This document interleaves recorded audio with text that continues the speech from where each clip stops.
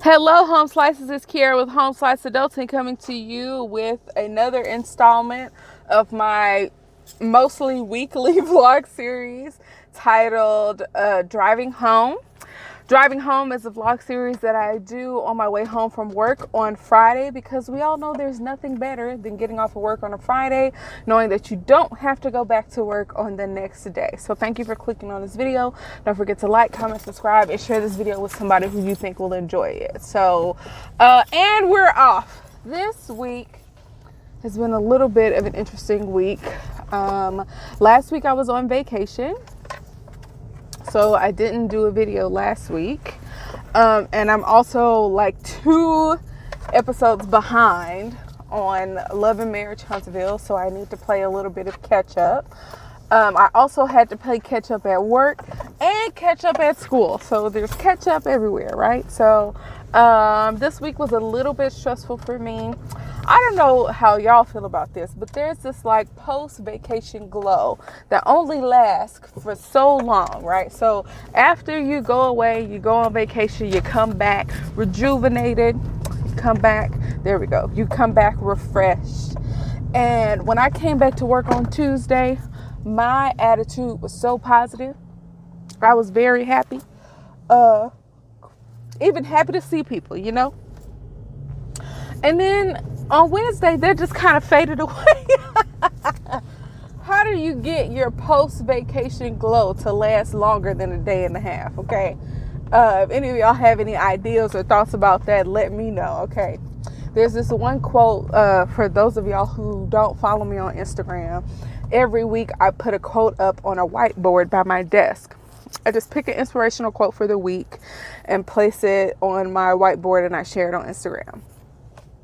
And so there was one quote that I'm going to butcher it, but essentially the quote said that you're supposed to build your life and craft your life in a way that you don't need to escape from it.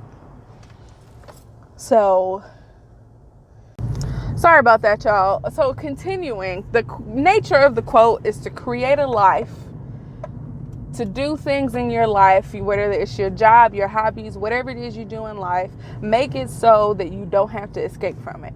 Because we plan vacations to get away from the troubles and things that are, going on in our life, most of which has to revolve around what we do for work.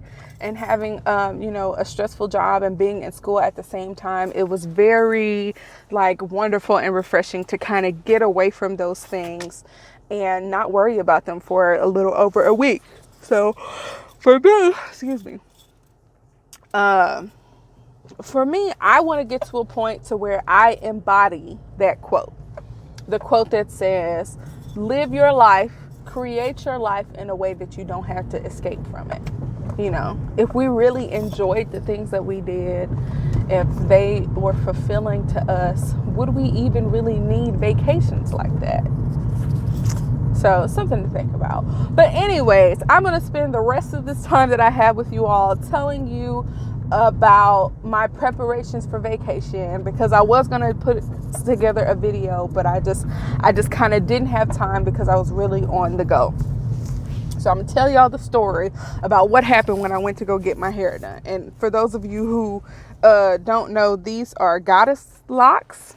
They are crochet faux locks, dreadlocks as some people call them. They are not real. They're crocheted into my hair.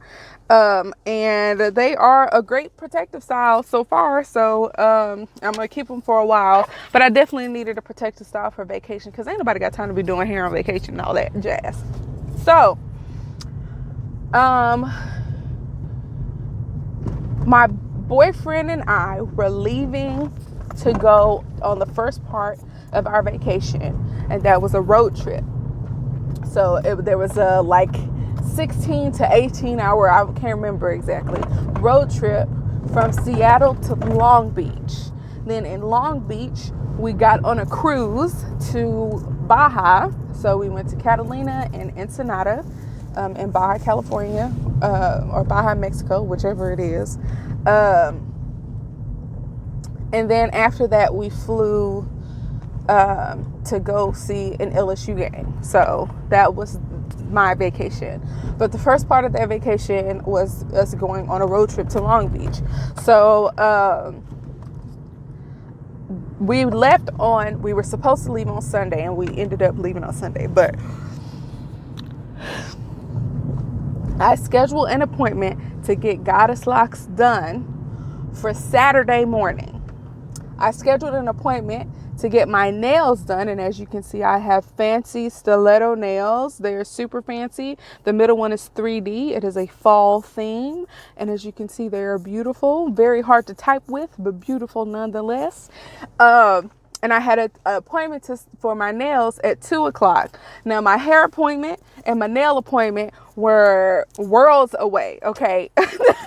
They were in two different cities that were probably an hour to hour and a half drive away. So I particularly planned out my appointments so that I could make it to both. So I had booked the person who's supposed to do my hair on Style Seat. Once again, for those of you who don't know, Style Seat is kind of like the Uber of hairstylists and nail stylists, where people who may not have the conventional like salon. Some people who are actually in salons use Style Seat as well, but it allows new people to find them based on the type of services that they provide. So I typed in goddess locks and found a list of people in my vicinity who could provide that service and what their prices were. So you can book people through Style Seat, for those of you who don't know. So I booked this person through Style Seat.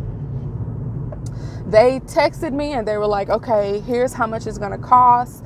Tell me what kind of color you want. Tell me what you want the style to look like. So I sent this person pictures, and I booked them like a week and a half or 2 weeks in advance. Probably close to a week and a half in advance. So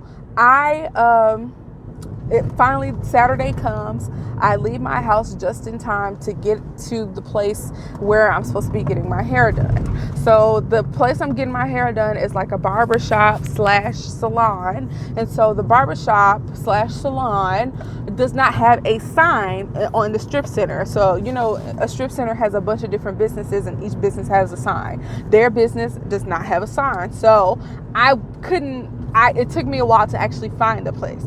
When I actually figured out where the place was, it wasn't open.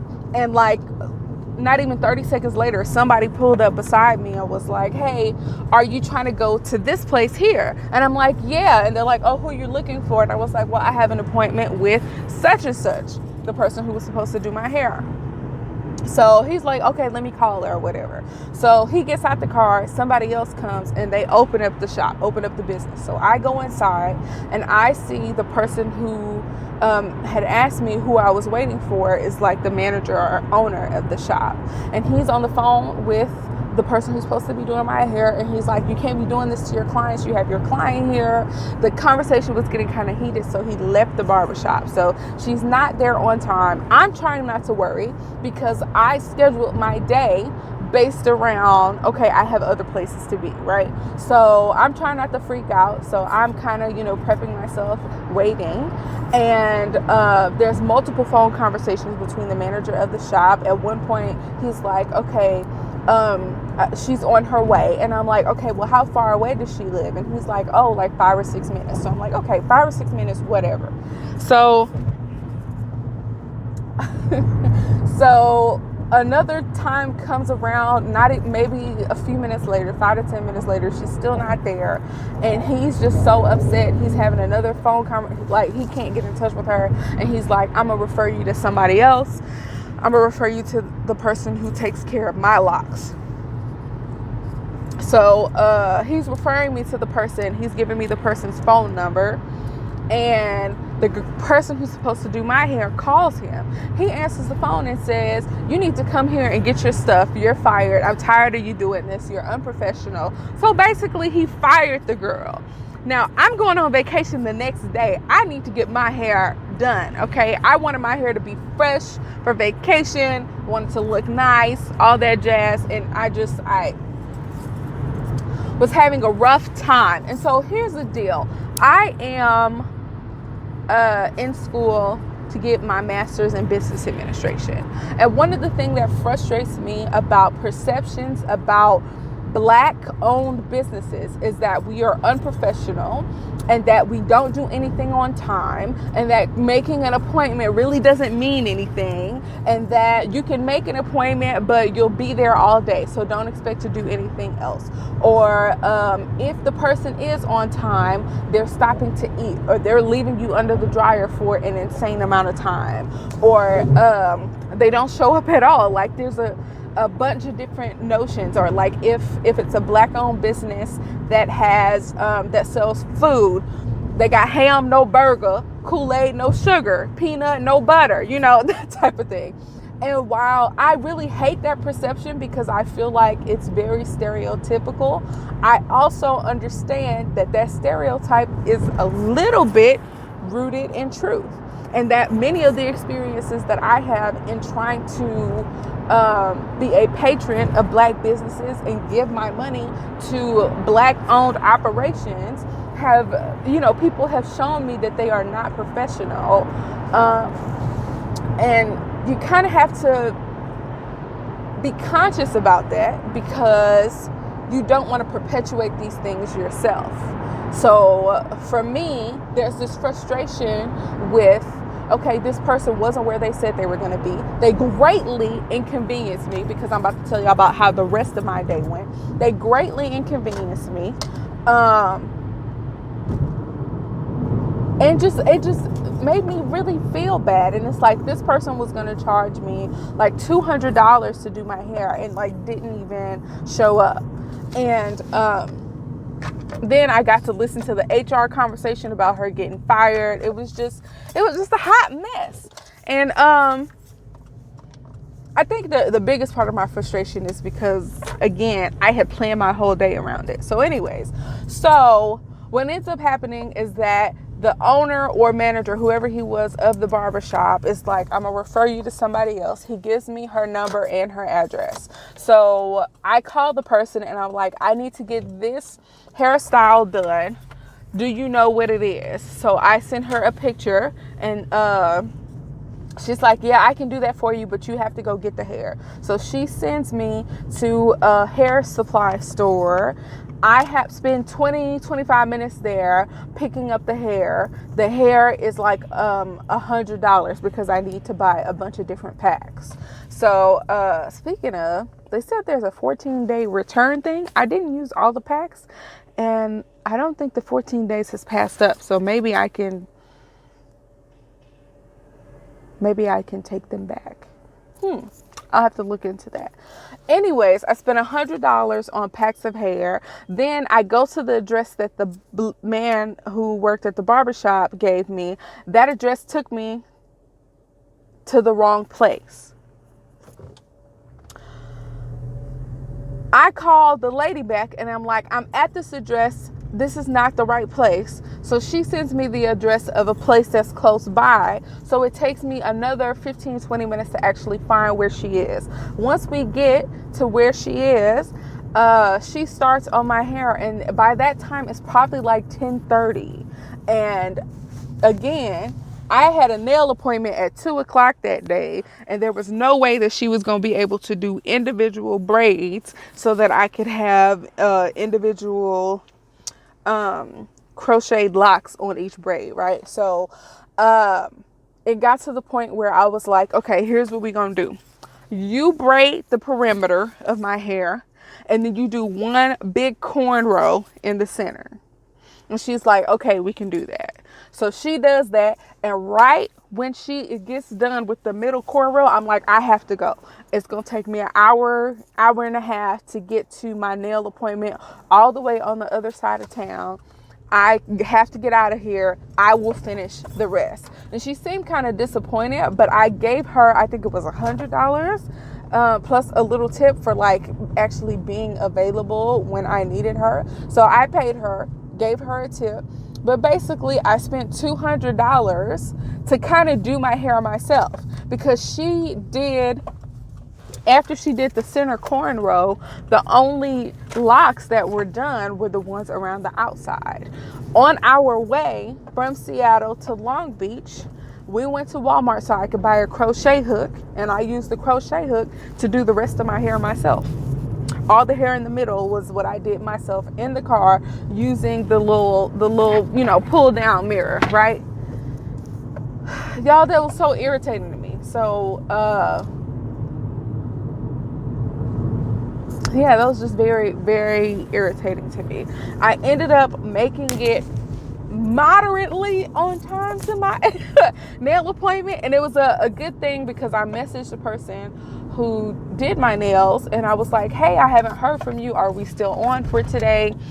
Because, who knows how often people maintain their style seats. Maybe they created one, but they don't, pay attention to it anymore, and people book appointments, but they don't communicate with them or whatever. So the person was like, okay, well, our POS machine is down, so you won't be able to pay with the card. You'll have to pay with cash. So I was like, you know what? It's going to take me a little longer to get to you because I didn't know I needed to go by the bank. So thank goodness that happened because I ended up being, I think, 25 or 30 minutes late to my nail appointment. But I got my nails done. They look great. I have truly enjoyed them. And now that I'm back to real life, they are way less than practical. So I need to shape them down to something that works a little bit more for my lifestyle, right? So yeah, that is how my vacation thing kind of started. And that was difficult because I had a bunch of stuff to do. I had to stop by Lane Bryant to pick up my new vacation clothes. So then I had to stop by what's the name of that place? Is it Icing or Charming Charlie's? It was one of those. Icing or Charming Charlie's, which is essentially the same place. I think it was Icing. They had a sale going on. It was like a 3 for 3, so I bought some jewelries and whatnot.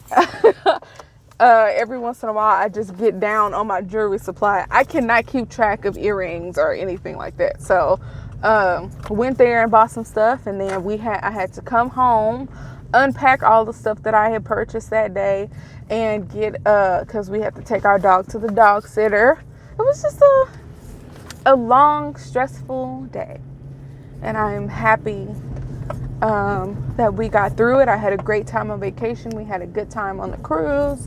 I had a good time at the LSU football game. Also, my boyfriend is not allowed to book plane tickets anymore. He booked 5 flights in 48 hours.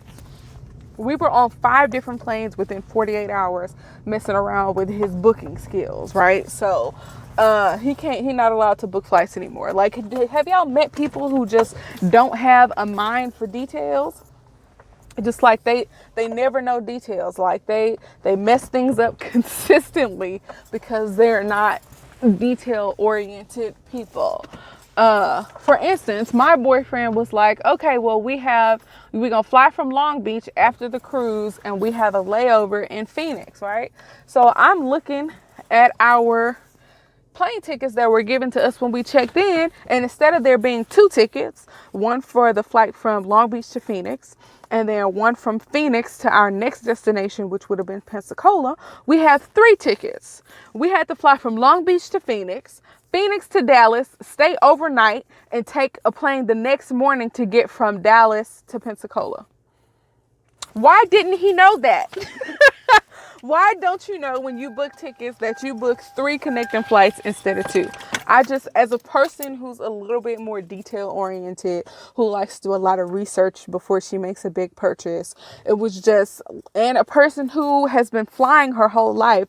My dad worked for Delta for like the first 20 years of my life. So, and he also lived in a different state. So I would always fly. I flew all the time. So for my boyfriend to make like so many traveling missteps, was quite annoying to me. But, it was very sweet of him to do that for me, to combine different aspects of our vacation, from us spending time and hanging out on the road. We love road trips, to going on a cruise. Cruises are wonderful. We had a great time, to going to my first LSU game. Even though I am an LSU alum, I had never been to a game. Part of that is because for a long time of the time that I was going to school there, I worked for the police department, and the police department is like all hands on deck during LSU football games. So I wasn't able to go to one once I worked at LSU. So I am grateful that I had a great time, but vacation is over and it is back to reality. Yup, there goes gravity, that type of stuff. And I'm just a little bit over it. So I need to go and get started on some homework. And interestingly enough, this homework is about the classes that I missed while I was on vacation. So once again, I need to go play catch up. So thank you all for watching. Don't forget to like, comment, share, and subscribe. In the comments below, tell me about your biggest vacation mishap. That's what I want to know in the comments down below. Tell me about the time that you forgot your suitcase. My stepmom did that before. That was pretty funny. But anyways, tell me. Oh, we had a vacation where a bunch of stuff went wrong. But tell me about one of your vacation mishaps down below in the comments. Don't forget to like, comment, subscribe, and share this video with somebody who you think will enjoy it. Peace out, home slices.